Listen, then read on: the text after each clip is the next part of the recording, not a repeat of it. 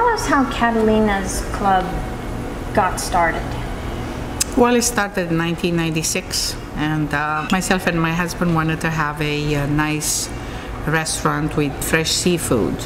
So we opened that, and a few months after, somebody came with an idea to have some nice music. And we said, well, what else can go better with a nice bottle of wine and a nice dinner than jazz? Right. So here we go.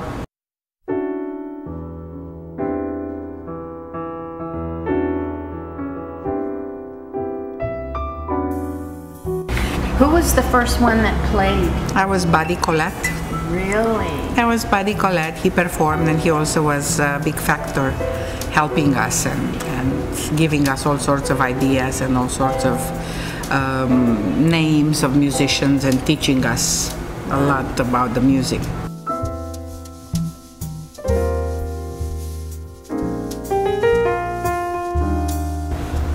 Would you say that Catalina's had a mission?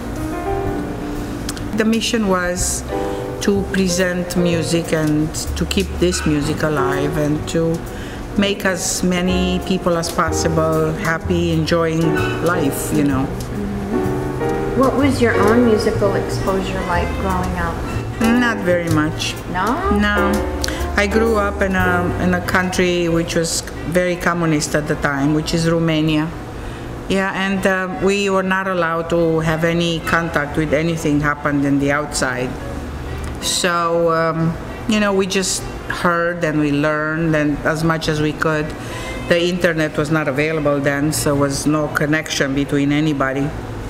So the only one that I did see in my country in a live concert was Dizzy Gillespie.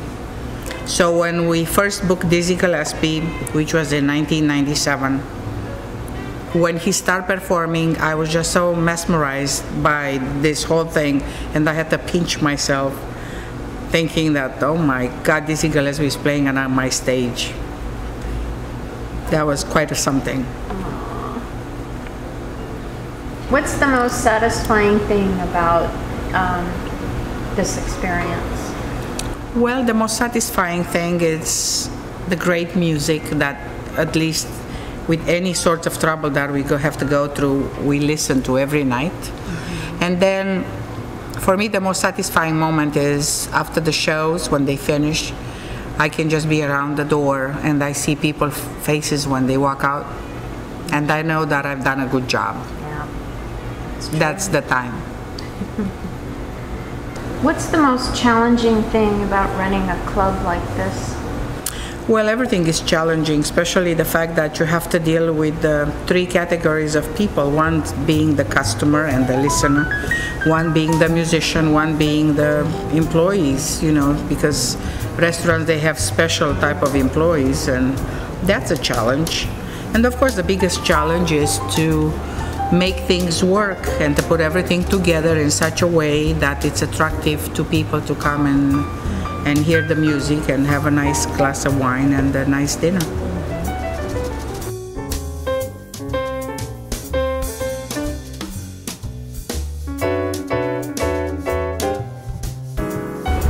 Who do you decide who will be performing here?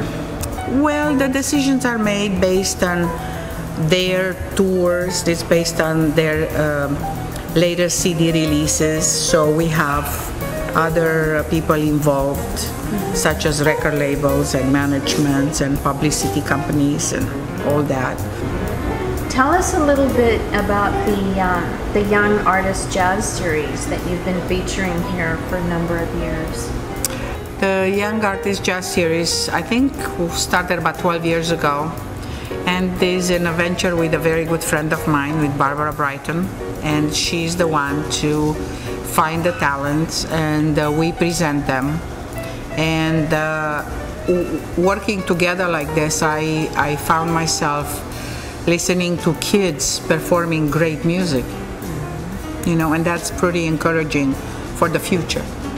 And is there a website where people can go and see what's coming up? Sure, there is a website, and it's catalinajazzclub.com. And we have everything there, from the menus, from the food, to the wine list, and to the great performers. Okay. Well, Catalina, thank you so much My for pleasure. allowing me to talk to you. Thank you. Okay.